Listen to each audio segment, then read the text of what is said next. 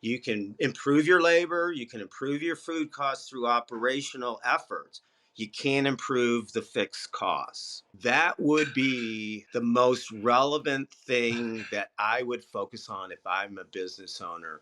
You have an interesting vantage point because you're working with sellers and you're working with buyers, right? And so you're working with those people that are able to sell their business for a great price. And then the folks that they're maybe dealing with a little bit of a pipe dream of like what they're actually what the market will pay might be only 30, 40, 50% of what they want to sell for.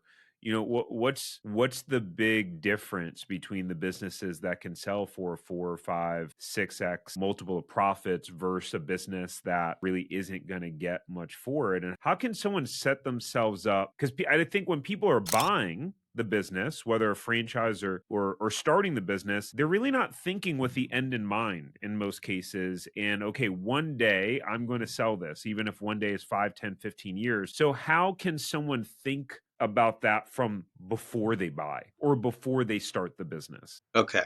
The main primary driver of Main Street businesses from a valuation standpoint is a multiple of what we call seller's discretionary earnings. That is your net income of the business, add back interest, depreciation, as well as non-business related expenses. That's what we call an adjusted cash flow. We multiply it by the industry multiplier or the market multiplier to get your value. So, that being said, cash flow is king.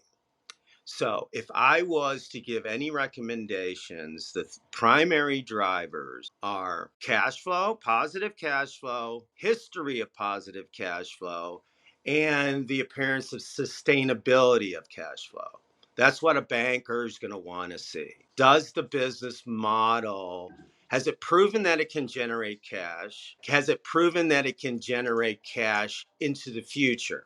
So, as far as valuation goes, focus on cash flow. Everything that drives a dollar to the bottom line is critical. That's why occupancy cost is very critical because it's fixed, it doesn't change. You can improve your labor, you can improve your food costs through operational efforts. You can't improve the fixed costs. That would be the most relevant thing that I would focus on if I'm a business owner is continually focus on cash flow improvement, margin opportunities. And Peter, what from, in representing sellers and helping people sell their business, what are you seeing as the businesses or industries from the get-go that offer the best cash flow opportunities? Well, obviously, it's really hard to answer that because, again, it depends on the business model. Business models that throw off a lot of cash are typically in the technology sector. Now, I don't deal with a lot of technology. I have a couple of clients that I'm working with on technology platforms. But as far as margins go, they're pretty much across the board, pretty much the same. I say based on industry. It's just a hard question to ask because, again, there's too many variables involved in it. What's the market opportunity for sales? A lot of things. Let me back into it by saying this. Most people, when they buy a business, fail to do the throughput assessment. What I mean by that is if a restaurant is easy to quantify this way. If you have 35 seats, and let's say you have a drive-through, or you don't have a drive-through, how many transactions physically at 100% capacity can you produce?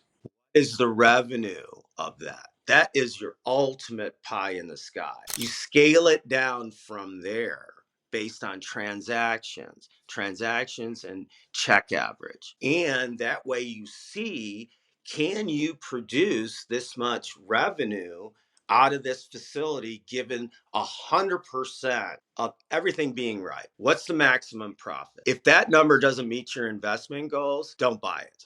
If you enjoyed this short clip from the podcast, you can check out another short clip right here. Or if you want to watch the full episode of this podcast, you can watch that here. And remember, knowledge is not power. It's applied knowledge that's power. Take care. Have a great rest of your day.